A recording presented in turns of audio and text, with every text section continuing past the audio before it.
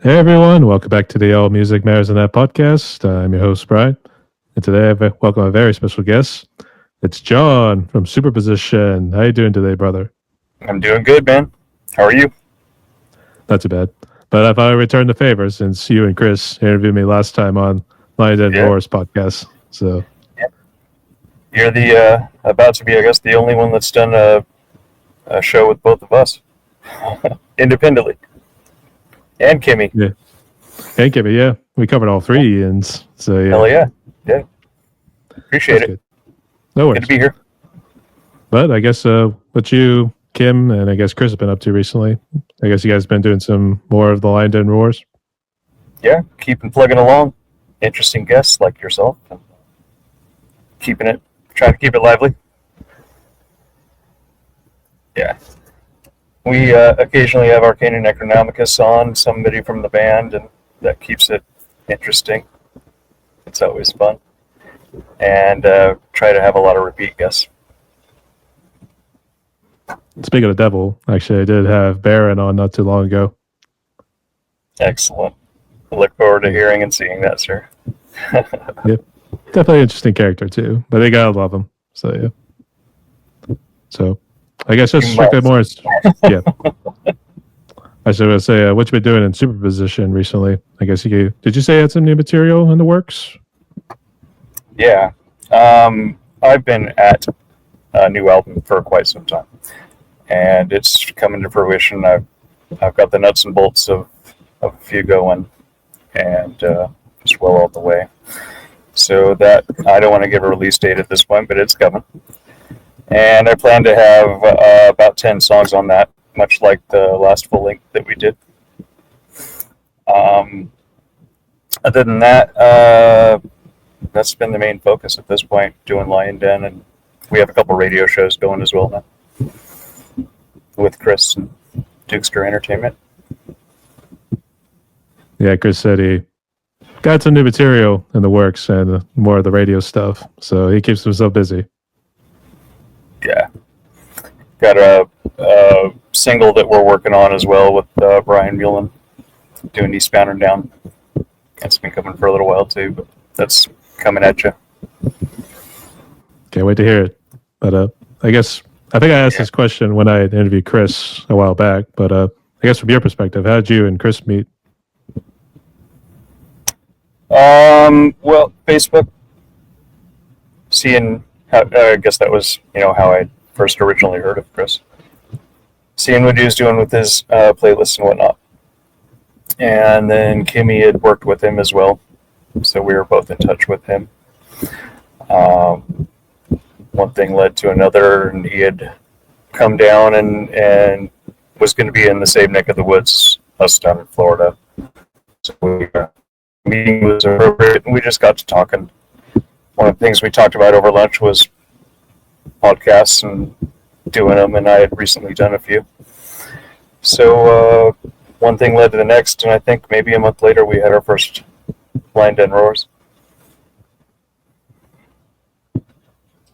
That's good. And I guess, how's Kim been recently? I guess, what's she been up to? She's been great. We've been focusing on getting new clients and pleasing the old ones.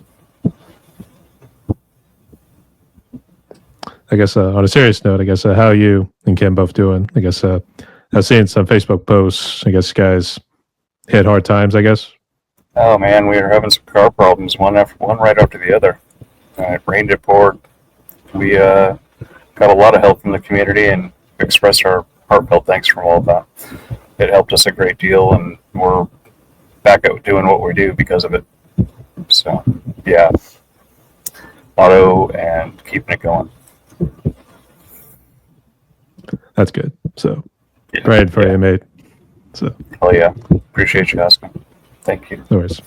All right, but I guess the more delve into the music here too. I guess let's start at the beginning here because I did send you the questions there, so you had some time to review. So, well, there were questions.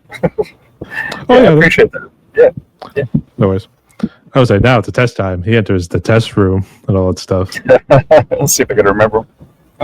Not to see, but I had to do my introduction as I always do. But John, welcome to my podcast here. And the way it's going to work is just going to ask you those set questions so we get to know you more both as the musician and as the individual as well here too. So, you ready? Excellent. Yeah, let's do it. All right. So start back at the beginning when he was just a wee lad.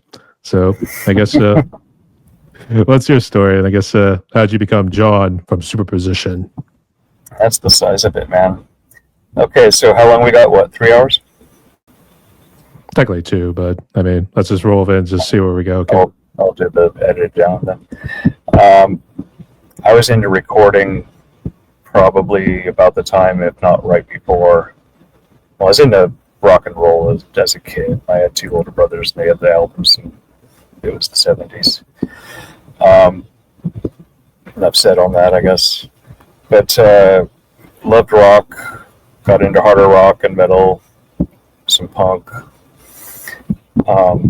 Back when I was, I guess, 9, 10, I was getting, first, all I could think about was getting a cassette recorder, cassette tapes, dropping that, that you could carry around. Yeah, old school, man.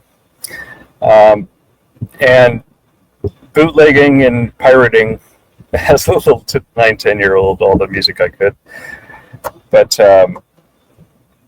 I was doing that about the time school band started, and we had 2 older musicians in the house, so I picked up a cornet, got into doing that. School band was always fun. I stayed with that for about 5 years until marching band came around, and got back out.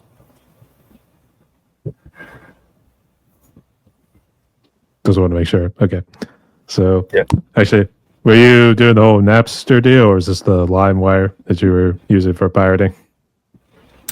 This is, all right, how's this? Sitting in a Ford Pinto with an 8-track car stereo with my handheld cassette recorder, taping off rock albums for my own pleasure. I mean, of course I couldn't sell these at 10. But guilty, and enjoyed a lot of music that way. I just said too because a friend of mine was pretty guilty of using the LimeWire and Demonoid to get the animes and the music. So that was how he rolled with it. So yeah. When it came to the digital age, people started doing that. You know, I wasn't. For one, I wasn't collecting music avidly at that point, but as a little kid, I was. You know, in my younger years, 20s and whatnot. But back to our story. When I dropped out of school band, I hung out for about probably what seemed like a year, but it was probably about 3 weeks. And it all hit me one day because the decision of going with a horn in band was very much torn 50-50 between drums or playing a musical instrument that had a little more music to it, melody to it. And when I had moved recently to Northern California, played in band for a year. I think that was last year that I did it. And I was blessed with being in a neighborhood that had 3, maybe 5 electric guitars that were very, very good, little virtuosos. I picked up a lot with that. And it came to me, I also had some good friends that needed help. And came to me that bass was perfect. It was easier to play with than a guitar. I always had an acoustic in the house, but never really, sat right. I always thought it was too hard.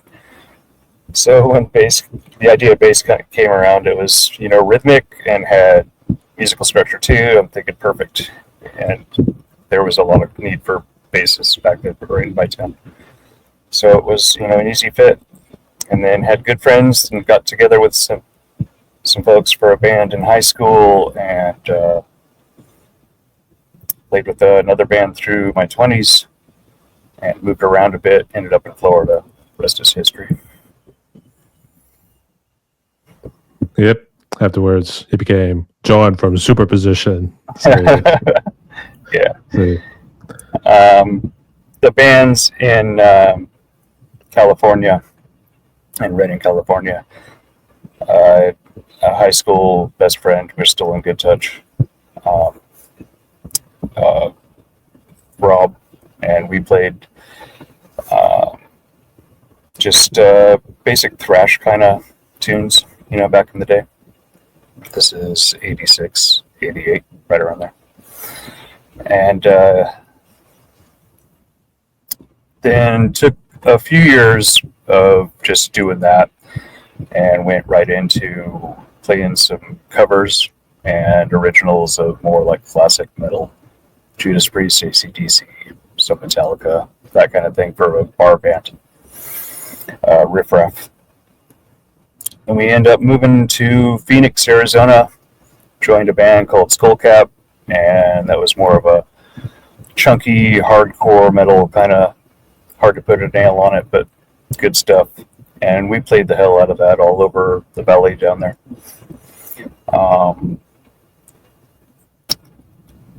One thing, families happened, with that band, quite literally, and ended up meeting Kimmy on Facebook. We were in very close touch for about a year and a half, and moved to Florida and got married. So, yeah, she's my babe. Lucky catch. So yeah. So it's very much for Facebook. So all right. And then afterwards, everyone wants to make out with a guitar player at some point. So yeah. So all right. So I guess when did you start a Superposition? Is this just all strictly you, or does some other people help out?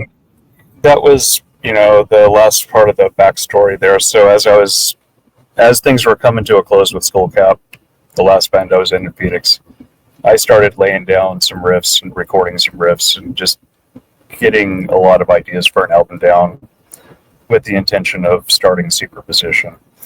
I was into quantum physics pretty hardcore back then, and I love that name, so I took it, used it. It was just me and some drum tracks, and the best way I thought to release music at that point, not prior to DistroKid or knowing any of the sources out there, I just did it on YouTube, made a few of my own videos, and then glued the music to them. After that, got into the know and figured out how to do it right. Live and learn. Yeah, totally. DIY. Was fortunate enough for Kimmy to be interested in making videos, and pretty much I got it nailed on that, man. Lucky catch, as I said earlier. So yeah. So I guess is music like your primary job, or do you work multiple jobs to kind of help? Yeah, that is the dream. That is the goal. That's the primary intention. We do a few other things for side gigs, but yeah. Eventually. But yeah. I guess the early band you talked about in Northern California, were you guys trying to imitate the Bay Area thrash that was coming out around that time? The first one was pretty close, yeah. I don't know. There was so many bands. This is Redding, California. I don't know if I mentioned it. So many bands back in the 80s that were just out there, and just in a fairly small town. It's, not tiny or anything, but probably, I would say over a span of 10 years, I probably knew of a good 10 bands that were in that area, and they were proficient. They were doing all right. It was a strange time back then, but yes, straight answer on your question. We had, everything from Exodus to Testament and Metallica down there. I believe we were doing something on the original side as well, where we were at. But yeah, straightforward thrash like that. I wasn't sure if you got up close to see any of the original members of thrash bands back in the Bay Area when you had Metallica, Exodus, and all them at the house parties, and just like drunk out of their minds or something. I never went to anything, socially like that, but saw some pretty good concerts back in the day, Oakland Coliseum and some of the Bay Area ones. Coliseums and the arenas, yeah. Actually, I was going to ask, did you ever see Metallica when they had Dave Mustaine? No, I did not. Oh, That was before I even knew of Metallica. I remember when I first heard of them was probably just about Kill 'Em All, so they had already given him the boot. But I caught him on, I think this was, I can't quote the name of the concert. I think it was Day in the Green. But Oakland Coliseum, the open one, whatever that's properly known as. And as I remembered, it was at least 50,000. The whole thing was pretty packed. All the tiers. And we ended up, a group of ours, friends of ours, we ended up making a point of getting up to the front and hanging on to the big rail for as long as we could. It was brutal, and hung out there for about 3 minutes and then got back. But it's you never done it. It's a scene, man. I think that's why I stand in the back for those metal shows. Not worth trying to get up close to the mosh pit there and everything. Yeah, so. Yeah, that's an experience too. I highly recommend it. I don't know. I think I want to make sure my teeth stay intact, and also I'm not going into work with any bruises or anything. So, yeah. You know what? I always was pretty close because one of our venues was a former church, but it's called Preserving Underground now. So it's at least a decent space, but it's not like very big or spread out, that sort of deal. But yeah, still good space nonetheless. But I was always right. tempted to get It's the a lot mosh. of fun. So, oh yeah. Yeah. All right. But I do have to ask, where'd you get the name? Superposition? You said it was something with quantum physics? Yeah, it's a physics term. Yeah. It means a particle or a something in multiple places at once, roughly. So now we could say that's so metal, man. So yeah, science dork at heart, man. It's always funny because in metal, there's always either a word that you never heard about, and it's like, man, that is very. It's an odd term, but like it's something you learn. It's learn something new. Yeah. So yeah, if you like that, listen to some of the lyrics. I have no problem with being dramatic on lyrics. do that each other. Overspoken, if I could do it right. Actually, it was almost like how Phil Bozeman was on like Bicer Exerciser, or basically that early on. Oh yeah, the somatic defilement. That's when they started teaching me some new words, that sort of stuff on the very first album. So, all right. So, I guess just for a superposition, I guess what sort of influences do you use in terms of the music? Are you kind of incorporating everything from your experience with the previous bands? Yeah, you could say that. I was thinking about it, and as far as the writing process, bands like the German band Destruction and American bands like Lamb of God. I'm not saying I sound a whole lot like either of those, but their writing style is progressive in the way that it doesn't really repeat a whole lot.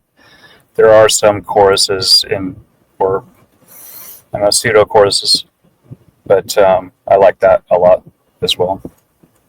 Most of my stuff doesn't have a chorus. If it's something that's repeated, it's on purpose, but it's not like for the sake of saying things over and over, singing things or scraping them. But I'm warming up to choruses, so you might hear some of that in the new stuff, but a little bit more. Writing style of thrash like that, and I don't know. Then I've noticed that when I listen to stuff, I find that I'm influenced by just off the wall stuff. So it's not any stretch to think, of bands like Black Sabbath, my favorites in the rock genre, early metal. Fuck yeah, man. And rest in peace, Oz. But as far as that goes on more on the structure, on how dorking out on it, how I write. But I play the bass and the rhythm and now the leads in the music, so I have influences on those players too, and that all of that taken together is probably how I'm getting my writing style. Steve Harris of Iron Maiden definitely was the man when I was coming up. Fucking A. Geezer Butler of Sabbath. And then one guy, Ryan Martini, Mudvayne. He was pretty influential. Fucking love him. Yeah, you like him. It's not necessarily, again, how he does a lot of slapping and whatnot, and not necessarily what he was doing, but he did. I was playing, I think, a little bit in my terms, or my writing might have been a little more rigid, and I saw he was all over the place. He's the shit, and that was influential, definitely. With lead is what I've been concentrating on, and still trying to keep some, not keep, but with an intention of considering good riffs when I'm writing. It goes without saying, but something that's in a almost a formula that I want to keep relatively close to for the album, because I have a tendency to go off. You listen to our library and it's soup to nuts, man. But the heart of Superposition is a good thrash band, good death metal band. But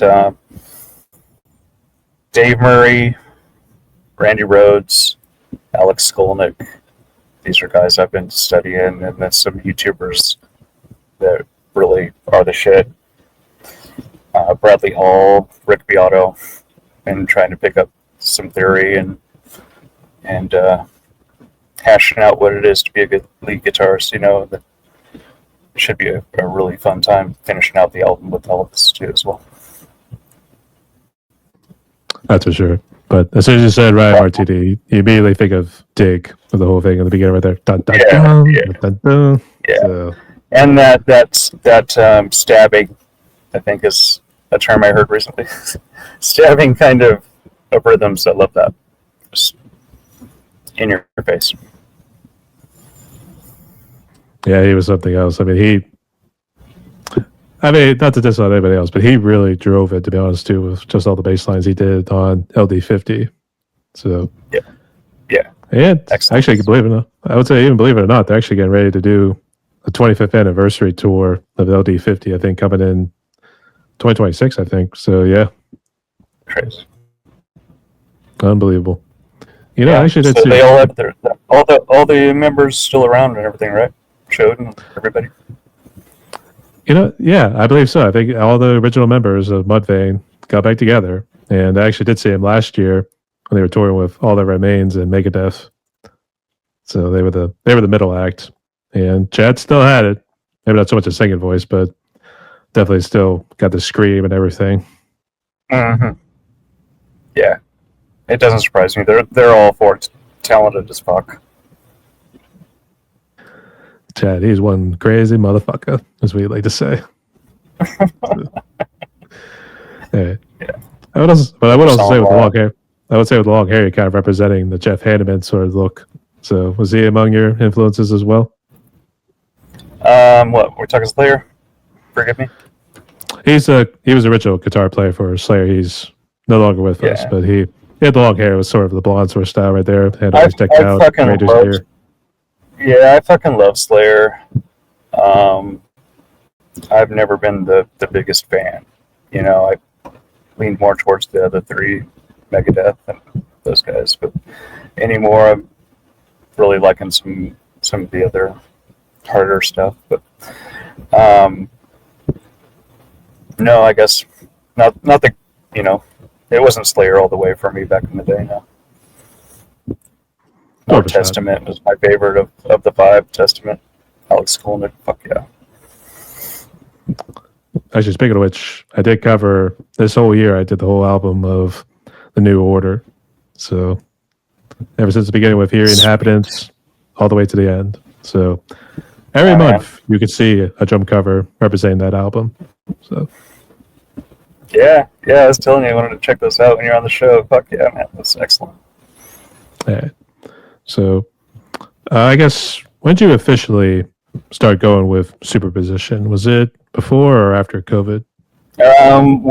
We're in an anniversary right now, pretty much as we speak. I believe July is when I was creating the page, released right about this time. Yeah, in 2015. So 10 years. First off, Yeah, thank you. And Kim has told me about this, or reminded me of this before. I guess I could take it back about 6 months before that because I was writing tunes for it. But as far as getting it out there and officially here I am with this, yeah, July 2015. all right. So we at least the 10-year anniversary. So Yeah. And when I had released that first set of songs, or started releasing that first set of songs, I have gone back since, and a couple of them redone them, and they were on collapse. So one thing was leading to another, and it was just the first insurgence of what it was doing. But it was soup as it was back then. Yeah, kept it sense. that's good. All right. So I guess when COVID came around, I guess how bad was it for you, family wise? And I don't know what you were doing music wise, but feel free to share. Kim and I are both caregivers, and we were helping take care of a gentleman at that time.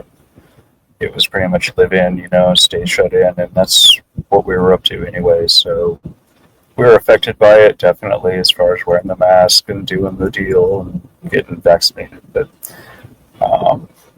it was actually a profitable time for us. It was also hard. We lost some loved ones with that, really very, very close. Not going to get into that too much, but it had its ups and downs, but we rolled through it pretty good, us personally as our family. That's good to hear. And yeah, I do remember that. Ken did mention that when I interviewed her a while back. So, yeah. But sorry for any losses along the way.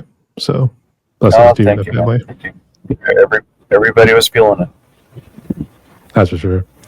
So, I guess first off, what part of Florida are you and Kim at? Were you in the St. Petersburg area? That's right. Okay, I just want to make sure. So obviously you'd be close to the Tampa region, and also to give a shout out to we're yeah, fuck yeah. Yeah, look forward to hearing that one too.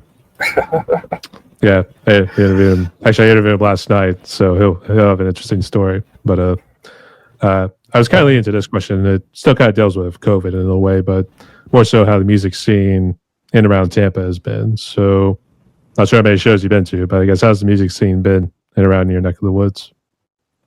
That one I'm at a loss to tell you, man. I see festivals and gigs around here, but I have not personally been to anything in a long time as far as that goes. It's been just the grindstone on working and writing and trying to keep some semblance of that going on,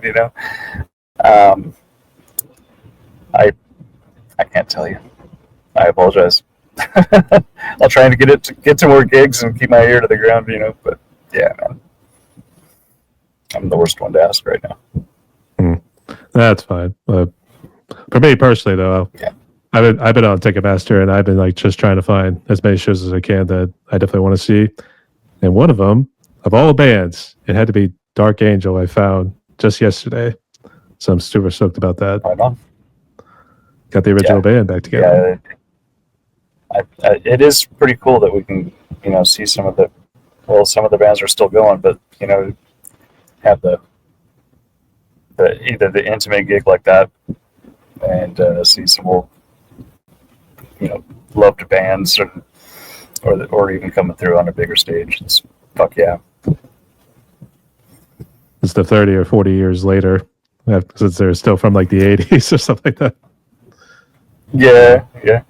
Oh, I'm pretty sure I saw both Carcass roll through in the last 5 years, and Destruction as well. If there were two bands I was going to go see, that would be them. I actually feel bad because I've heard of Destruction. I think I've heard a couple of their songs, but I never really fully got into them. I was more into like Sodom, for instance, with Angel Ripper. Yeah. Mr. Bad And German motherfucker. thrash. At least. So yeah, the German thrash. Yeah. And truth be known, I've never seen Destruction live, but yeah, I do. They rub off on me a lot. Totally. Yeah, fair enough. So, but I have interviewed some musicians in around the Tampa area, and some people have been saying it looks like it's on the rebound stage. So keep it going. Get out there and support your artists and everything too. Yeah. As we post. So yeah, so cool. Yeah, man. I do plan on getting to a live stage very soon and getting the lineup for that. That would be the next step after albums and singles release. Getting out there live. I guess speaking of which, did you do any sort of tours in the previous bands, or did you just stick around the States and just go to some of the cities? No, it was pretty much stick around the town I was in.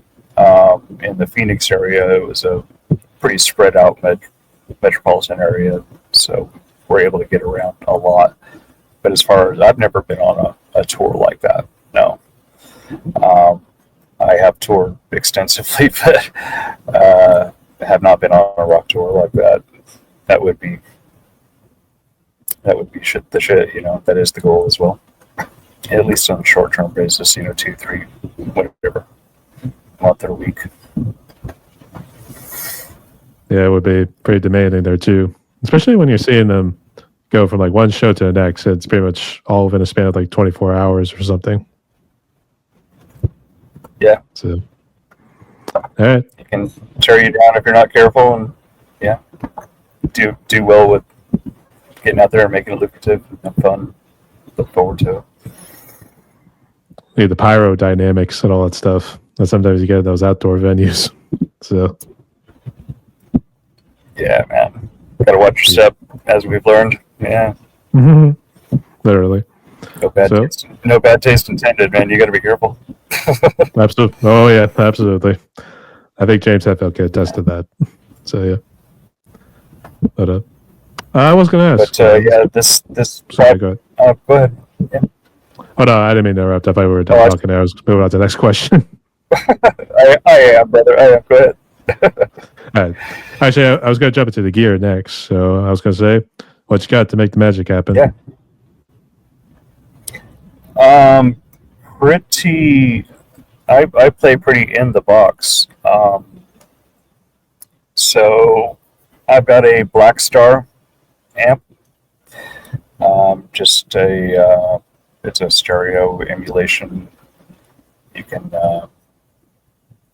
I use it mainly because it breaks it down, and I use it as a interface. It breaks it down into a left-right. If you want to get totally dorky on this, but it breaks it down to a left-right and a clean channel, and then a head without a cap. So I throw those down on the tracks and gives me incredible flexibility at that point. If I want to go even quad track or play with the DI to throw a different tone entirely on there, I can and do. So that is I would say that's the heart of it, the whole thing. I just have a simple computer, and I use Cakewalk for my DAW. At this point, Cakewalk's been going through some changes, so I've been kind of having my eyeball on a couple of this, so I might check out Reaper in the future and see what that's about. My guitars are a V, a real simple model of actually a copy of a ESP V Arrow, basically, and ESP Les Paul copy. Goes the Axis. My bass is not even worth mentioning, so I went real bare bones on that whole album. Since then, we have acquired a top-notch, top-shelf bassist, Chris Brandon, and he's got a nice setup, which I could not tell you off the top of my head. Even the bass that he plays at this point, I should have it committed to memory, but he's going to be handling the bass lines on the new album as well, and it's going to be off the hook. Yeah, go, Chris. I think that about covers it as far as, there's various PSTs that I'm using and whatnot, but that's about it. Don't really gravitate towards one in distortion, color, or flavor. I can just see what sounds good for the particular song. Sometimes that's all you gotta do. So yeah, effects and mixing and mastering and all that. It's whether it be making an EP or an album, it's whatever you're going for the feel of it, and then whatever you need to use to get there. I don't use a whole lot of any mastering chains or anything like that. It's what it needs, if anything.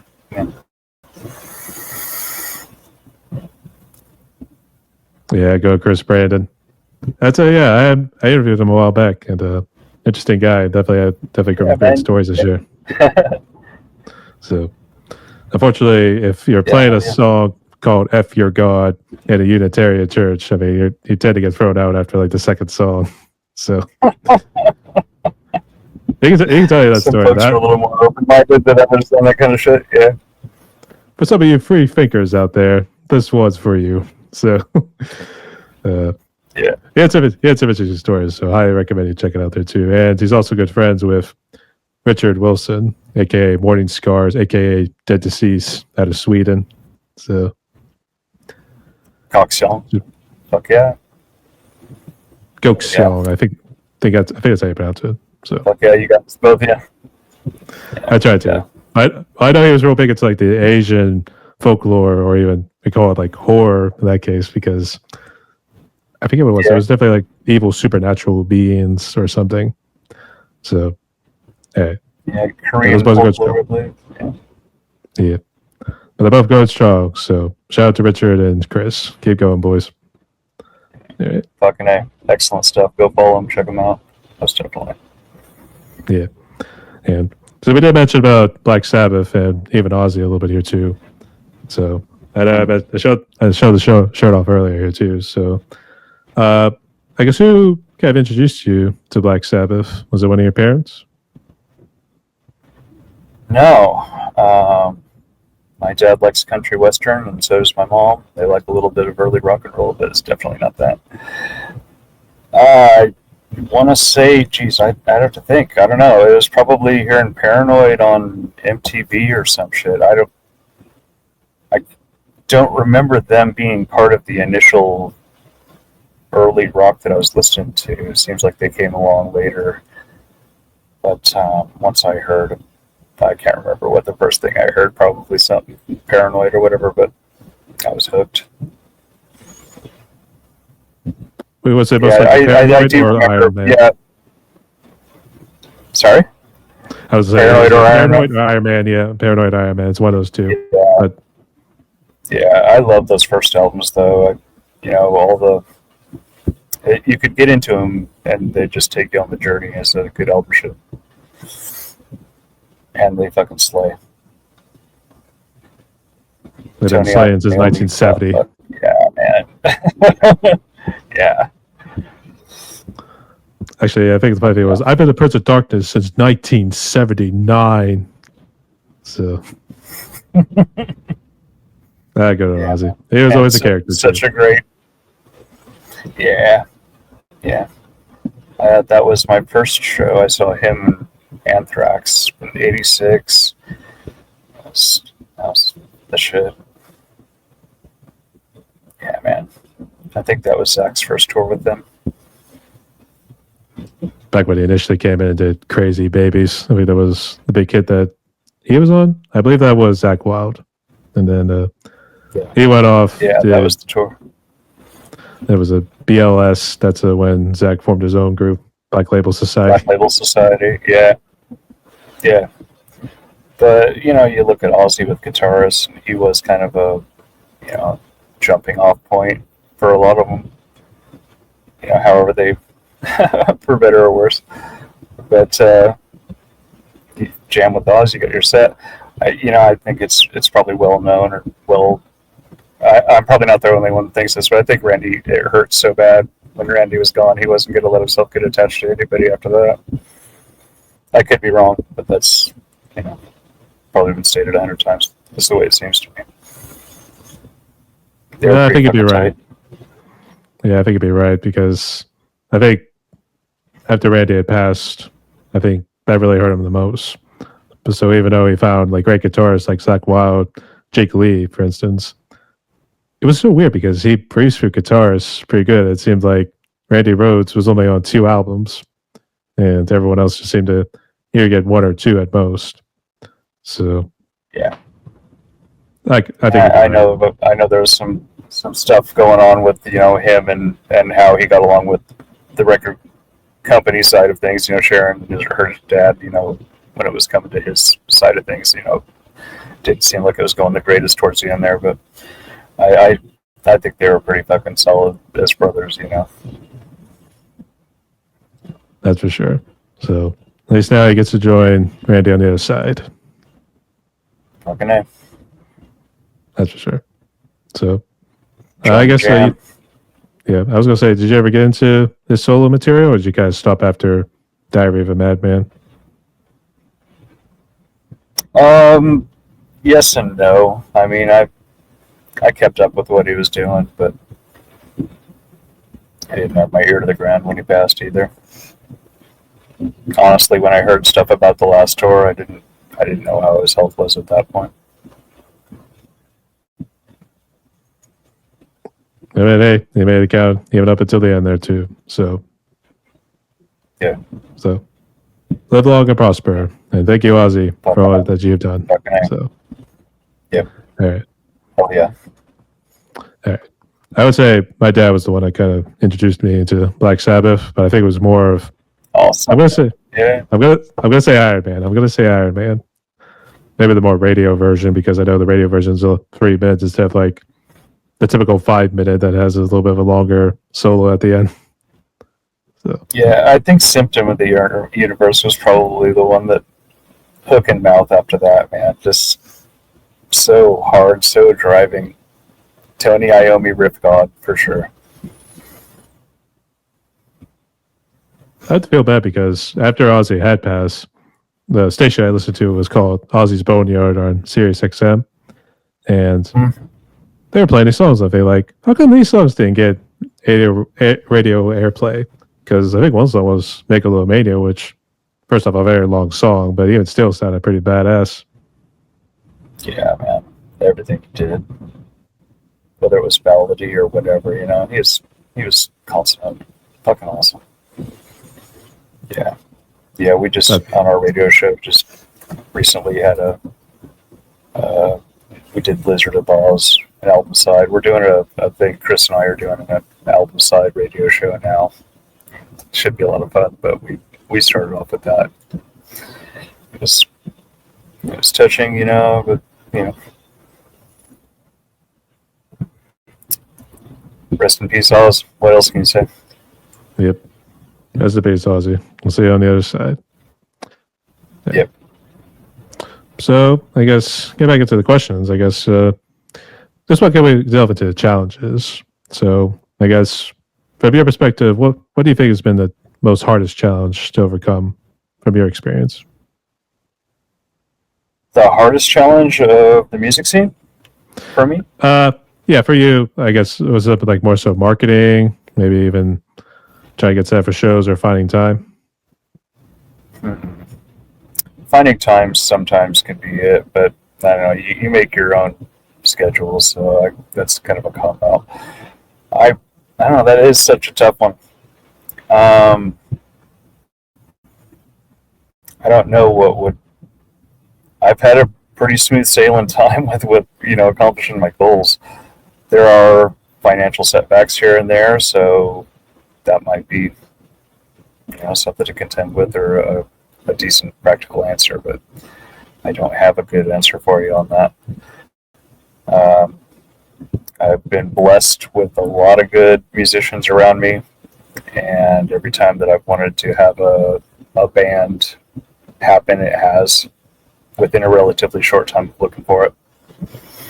So, or creating it. The fantastic scene that we're a part of, the indie music scene, indie music community, is, I'm a kid in a candy shop. I have the rare opportunity to be able to talk to a lot of amazing people like you, and be able to, I see a band and I want to possibly have them on the show. Yeah, I know you know this feeling. You can contact them and fuck yeah. Most people are open and willing to check it out and see what you got going on. And now we're seeing more and more live things happening. Speaking of Punk in the Corn up in Davenport, Iowa, if I may drop that. Thank you, sir. Tim from EWL, if you haven't heard of that, is putting on the Punk in the Corn show up in Davenport, Iowa on the 10th of 11th. And there's a punkinthecorn.com. Definitely go check that out if you can. I was recently, my band Superposition was going to play it originally, but we had to get down off the lineup, but still pushing it very hard. It's a charitable cause, 60% going to military causes and charities, so it's definitely worth checking out. But things like that also have been blessed with that whole scene, and it seemed to fall in my lap once we started looking around. Also having a wife that is a premier video maker, if not the premier video maker in my opinion. I'm not trying to speak too lofty, but she's kicked ass and continues to kick ass. Kimmy from Mama's Main Studio. So meet a lot of interesting people just through that as well. But I know that was a backward ass way to answer your question of biggest challenge, man. But recently we've had some financial challenges that way, and have been blessed with lots of people giving support and showing some love. So fuck yeah on that. I don't have a good answer. Sorry. Well, I guess in a way it's a good thing though too, but I think more so the financial side has been probably the hardest thing, considering the post and I guess some of the stuff you and Kim have gone through at this point. Yeah. So okay. But outside of that, great enough to be blessed there too. So brilliant. Also, shout out to Timmy in EWL. So, and also again the Fraz band and Spock. I forget who else is joining up there too, but I do know those two will be there. Yeah. Wonderful folks. Yeah. I've actually had Andy and the Fraz band on a couple times. First time it was actually him, and then second time he brought on Dougie. So that's what he brought in as a bass player then. Yeah, cool cat as well. Yeah. All right. And also same with Spock. Love those guys all. So yeah. Mm-hmm. Straight up. I understand they had their summer tour or in the midst of it right now. That Texas thing they were doing. I don't know exactly if that happened prior to them. I'm not sure what's going on with Spock. I need to check that out. Not sure, but I think I saw some posts. Yeah. So I haven't seen any posts recently. I have to check up on them, make sure they're okay. So, all right. So I guess delve into lyrics. I guess of like this upcoming material you got. I guess are you trying to do a concept album, or is each song going to be like some sort of songs each kind of into I don't think it's going to be. Yeah, I don't think it's going to be heavily concept. I would like to have a rough theme. I like to think of it more that way. Whether it be directly all songs talking about the theme or not, I guess that would be straight up concept. But I don't like to glue myself to that.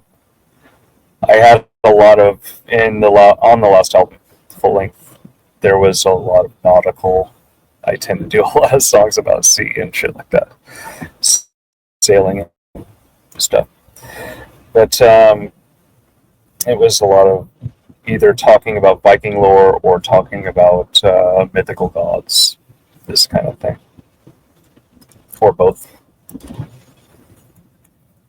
Not gonna give any spoilers out on the next one, but I'm keeping the ideas kind of loose on that one. I tend to like to write the music for all the songs and then go in and write the lyrics afterwards. Let the music kind of make that happen. I have themes of ideas that I'm looking forward to writing it. Recently reheard a story of see if I can remember names here. I can't, but it's basically a lady that was at 4 years old, 5 years old, started having reoccurring feelings and intuition that she was a ancient Egyptian priestess or worked with priestesses, and it's a pretty interesting story. I'm probably going to delve into that, use that for some subject matter on one of the songs, but that's just recently what I've been considering. Most recent. Actually, the way you were kind of describing it earlier, it was almost Yes, like I'm on the barf. So yeah, I just yeah. like I'm on the barf. Yeah. Plus, get a chance to use that. Get a chance to use the Phrygian mode. If you're into theory much, it's the Egyptian sounding scales and whatnot. I've always wanted to do that too, especially being a Maiden fan. You know, they use that quite a bit. Actually, I was thinking more of like Power Slave. So yeah. But actually, I was thinking more of like how Nile does it, because I would say I learned more about Middle Eastern and Egyptian history more through Nile than I did probably in sixth grade. So Yeah. But you're also right about the Power Slave. That's also a good choice there too. So shout out to Maiden as well. It lends easily to metal. Yeah. That's for sure. So I guess can't wait to see the new material you got. Yeah, I don't have. Yeah, as far as answering your question, I'm not holding myself to a concept strictly on this one. Probably more of a theme or rough theme. A rough draft version with some sort of theme in there, and then see if we could tweak it every now and again. So yeah. Like I said, I tend to go music first, and then lyrics come to be pretty easy. So I'll just spit out a song in 20 minutes or whatever. But when I'm on a roll, the lyrics go pretty easy. As in that Gives case, me the you would freedom to let things go. As far as say again. I was gonna say, I was thinking like how Iron Maiden's some of their songs tend to go like over 10 minutes, like Rabbit Ancient Meredith, for instance, which is also off the Power Slave album. Yeah. It's fun to make epics and even like trilogies or whatnot, but I do try and keep it short and sweet. It's not to say I don't have 7-minute songs, but yeah, I like a hard driving fast song much better. You know, if it's going to be going off on something, it better have a lot of hooks and keeping me interested on the epics anyway.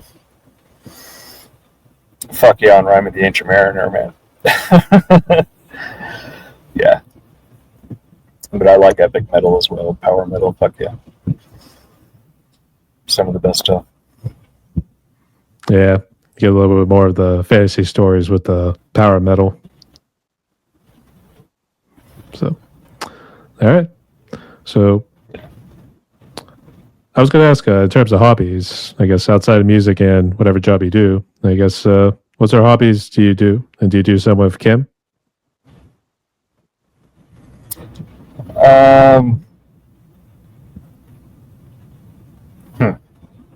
It's been a lot of music, playing guitar. My latest hobby has been learning guitar theory and picking up all the lead style I can. So that's kind of a cop out. It's back to the music, you know. But if I'm doing something other than working or recording or whatnot, it's still guitar in my hand. We do our podcast, as you know, and we do some radio shows, so that's fun for us too.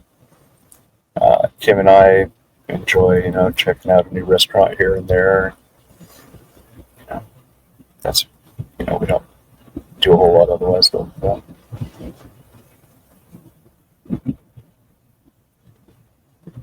I wasn't sure who was the one doing all the cooking. So yeah. Actually, I wasn't sure if you were the one doing the cooking. I really enjoy cooking. Yeah, cooking. Stuff. Sure, we both do. Or yeah, she's a very good cook. Yeah, we both do. Fucking cooking's the shit. Yeah. Let's say we'll get to that a little bit here too. But last question, and then we can actually delve into some extra fun ones afterwards. For this question, it kind of delves into the whole thing about AI and social media. So I guess, what do you make of AI and social media these days? Think they're like double-edged swords? Definitely, probably something. I don't know. I really don't have a problem with AI, but it's probably something that we should definitely keep an eye on ultimately. We use AI in art, but I personally don't use a whole lot in my music, if any. I think it is a great tool, but if you can keep a human aspect to it somehow, you're getting your fingers in the gumbo somehow. I believe it's a good idea. Pretty much everyone I know that's using it in any capacity is doing that as well.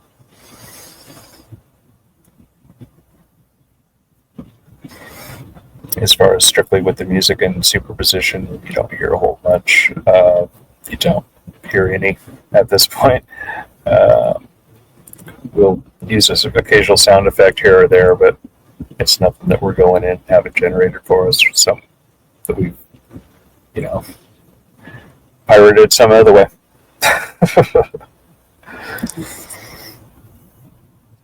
Go back to our pirate days. So yeah. Yeah. I did forget to ask, do you program your own drums, or does somebody help out with the drums on your previous material, and I guess even this one? Yeah. I'm not putting down like my own. I do know the process of laying down your own, drum, bass goes here, snare goes there, kind of thing. But I tend to use clips that are maybe a riff or two, maybe 10 seconds long at most, and put those together per verse, per turnaround, whatever. Yeah. There is some copying, some click and pasting, but a lot of it gets pretty. I didn't quantize much, if you know what that is. For those who don't, it's letting the computer put things in perfect timing for you. You put the notes pretty much where you, in the general area where you want them, and then it gets cleaned up by the computer. Try not to do that. On the other hand, normalizing is where you do the opposite of that, and it screws it up a little bit, so it does sound more rich and human. There's ways of doing that, but I try to, the straight answer of what you're asking as far as programming, I don't go in and put, solely rhythms out of my head down. I get all the rhythm and the guitar, bass, all that. Probably, prior to vocals.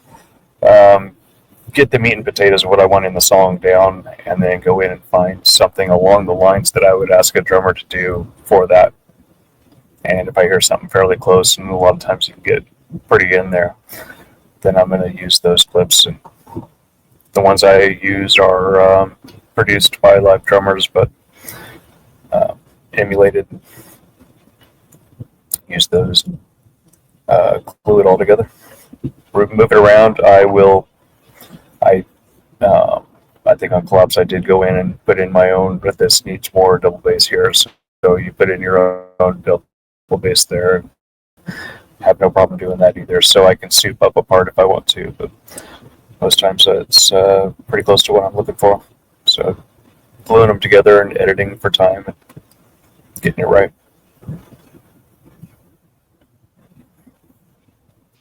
That's pretty cool. And just real quick, what social media do you use trying to spread the word of Superposition? Is it more strictly Facebook? Pretty much Facebook, YouTube, for the most part. We do have an Instagram, but don't use it a whole hell of a lot. My Indieverse, trying to use a little bit more. Encourage other people to check that out. But those are the big three. Exactly. Yeah. You're probably like tormenting Chris with the whole SpongeBob rainbow thing with the buyindieverse.com. so sorry, Chris. We're gonna keep tormenting you with it. So yeah. I do have my stuff up on Reverb Nation, and we have a Bandcamp site also. So we have 2 other platforms out there. But as far as the media type, Facebook's the big one, and YouTube for Mama's Maiden Studio, obviously. Yeah, gotta give a special shout out to Kim because she gave me some designs for my Demiurge project. So thank you again, Kim. Oh yeah, man. Yeah. Yeah. Hell yeah. She did an amazing job. So now I gotta put those damn things on T-shirts. So I gotta get my merch store rolling. Fuck yeah. Right on. Look forward to seeing those. Mama's Maiden Studio. For all your video needs, she'll take care of you. The one and only. So, hey. So John, we briefed through the questions pretty good. So here, let's jump to some extra fun ones. Ready? All right. What you got? All right.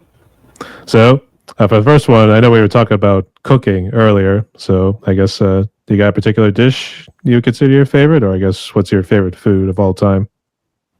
Enchiladas probably is my favorite. It's easy, quick, and easy. I enjoy making a good breakfast too, though. More things, more irons in the fire, the better. It's a good challenge. Getting everything done right.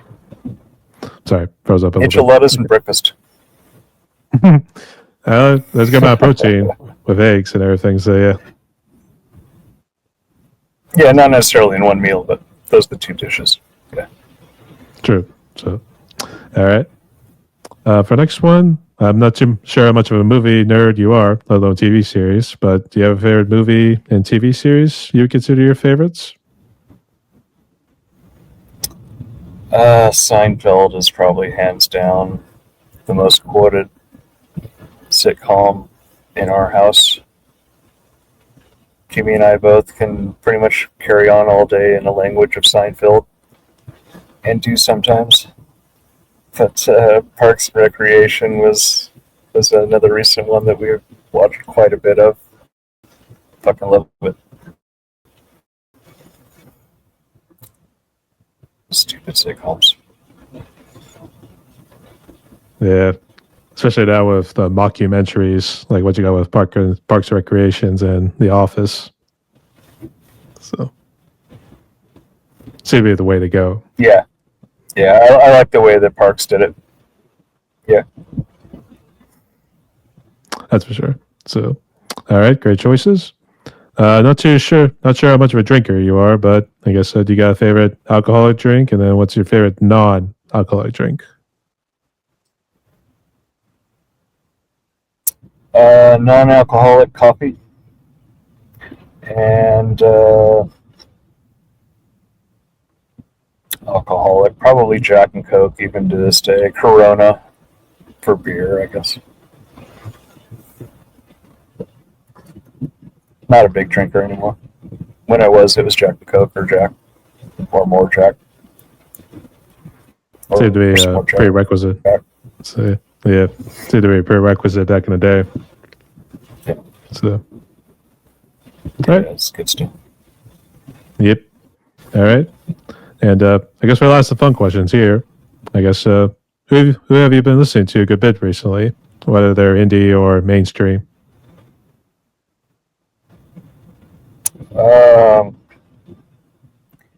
Andy, we've had some good ones on, and I don't know. The last band that I started getting into a little bit more was Carcass, as far as that kind of style goes. Liking that a lot. Indies, there's a lot of coming through, so not gonna go there a whole lot. But Carcass. I will argue Buried Dreams and No Love Lost. Those are the best songs from Carcass. At least for me. Yeah, man, and they started off hard and fast and kept it going, but arguably they probably got a little bit, well, they did depart from what they started sounding like at the beginning. But I was liking the direction, or I like what they did, digging some of their latter stuff as well. Again, never got a chance to see him live, but possibly one day. I did actually see him live, so if you want to at least see some live footage I put on my YouTube channel, they were the opening act for you got the phone bootleg up there? Technically, it was just me holding. I had to kind of hold it at an awkward spot, but I got the full view of the stage because the venue I'm at, there's a little bit of a rail because it's next to the PA system, but there's let's just call it the pit right there because pretty much you're going to have people moshing and all that stuff. But just from where the railing was, you're just able to get a nice view of the stage, and it's got a nice shot and everything too. You got the whole band, and it's a nice shredding going on. If you want to say that. Fuck yeah. Excellent. Yeah. But it's up on my YouTube channel if you want to see it. So. Yeah, I'll check it out. Fuck yeah. Sounds good. All right. So, John, we are down to one more question in my podcast. I guess before we jump into it, would you? I know you asked me a good number of questions, I guess, when I was on the line down Roars. So, I guess, got any other questions you want to throw my way? Question for you. You told me you were on around 300 episodes. Is that right? You'd be correct. Man, did you think it was going to be so many? And if you did it happen so fast? I mean, did it happen on the timeline that you thought it would? Does it seem like you're at the point where it'd be 300 episodes, or is it just like that blows my mind? I think honestly, it's one of those time went too fast, to say the least. But I think honestly, I was just looking for musicians and bands, regardless of whether it was just one member or the full band. I wasn't really keeping count. I mean, I was just seeing the number increase. I put the playlist together on YouTube, but honestly, I wasn't paying attention. And then I see 300. I'm like, holy shit, man!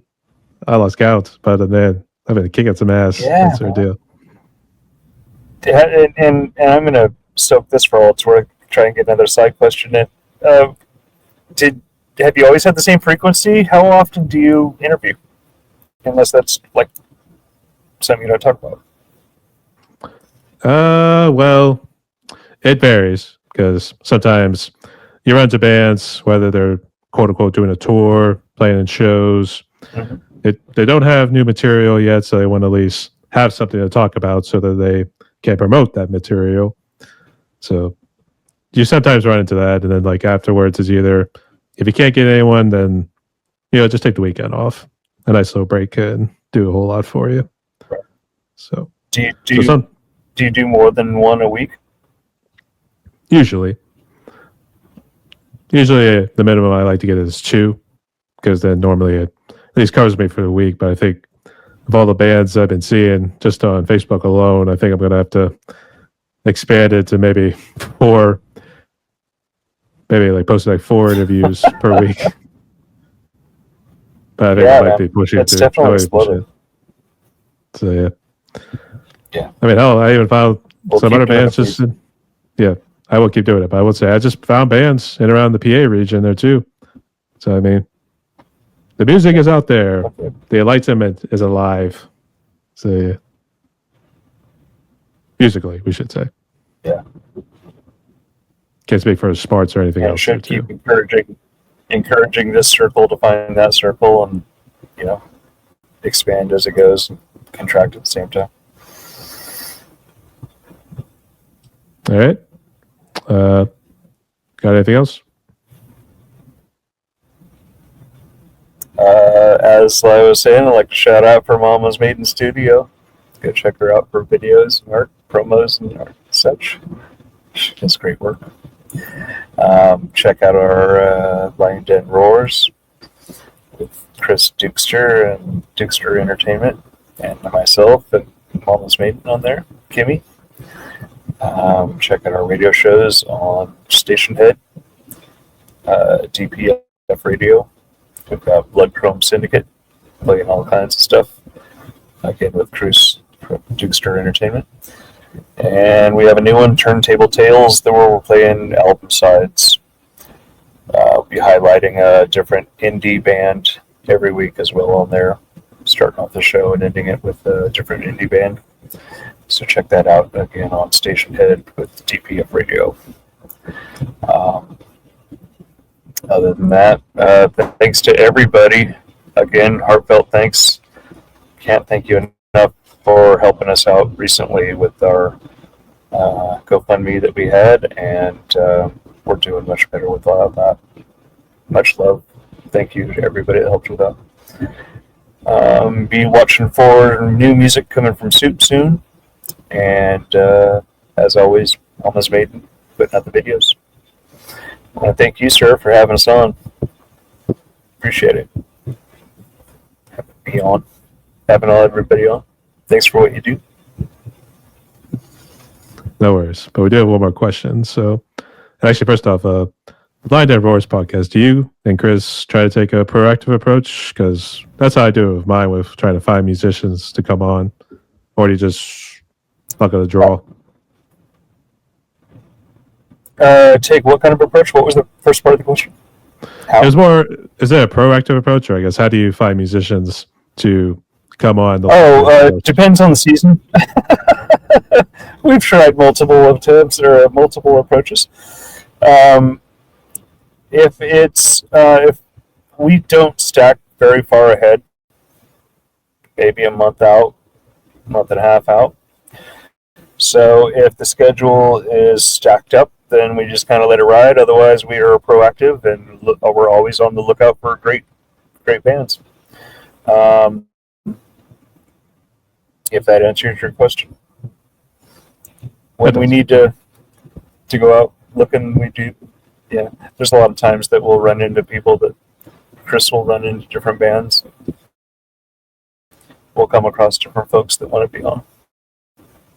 So both. Actually, I was after I had interviewed Chris, and then he offered the invitation. Then I held him up to it. So I was asking if he had an open spot at some point. So yeah, the rest is history. All right. But that wasn't the final question. So yeah. All right. Here's how the last question goes. So given the amount of negativity you've been seeing going around in the world these days, mostly because the media sucks, that sort of deal, or even the trolls coming out trying to put you down and that sort of stuff. But these days, it seems like people need some sort of hope. So I guess what would be your message of hope for musicians and people so they can move forward with their lives? Otherwise, if you want to give any advice too, feel free to share. I don't know. Advice is such a funny word. Stay positive. I said this jokingly about 2 years ago, but let's see if I can still find the words for it. The guy upstairs knows what he's doing, or she's doing, as the case may be, and keep chin up. I don't know. pretty much everything sounds cliche. Stay positive is the straight up, message that I would say. Plenty of times when you're able to take I don't know, if you're able to keep your chin up as much as you can, because it's pretty easy to take a darker attitude or look towards the darker side of a situation and get discouraged from it. So the more you can be looking for seeing challenges as challenges and not necessarily obstacles, would be a good way of putting it. And rise to the occasion as much as you can. Seems like there's always someone there. Fucking A. Seems like there's always someone there. Kimmy and I are reminding each other of this a lot. You find yourself in a pinch, there's a lot of times there's a helping hand there for you. So, yeah, keep with it. Spoke like a true prodigy. So, yeah. Thank you so much, John, for sharing. So, all right. Yeah, so, John, we have reached the end of my podcast. No worries. So, yeah.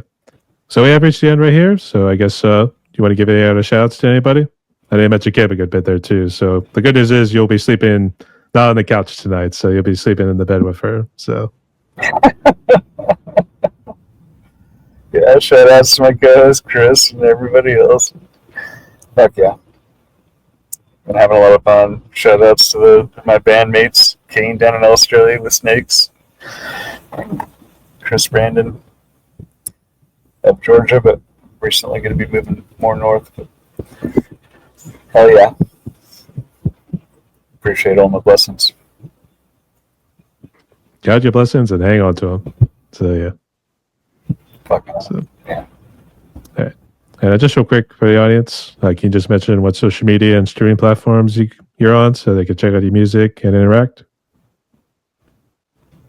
Yeah. All my videos are exclusively on Mama's Maiden Studio. You can find that on YouTube. She's also on Facebook. I'm on Facebook, Superposition. You can't miss me.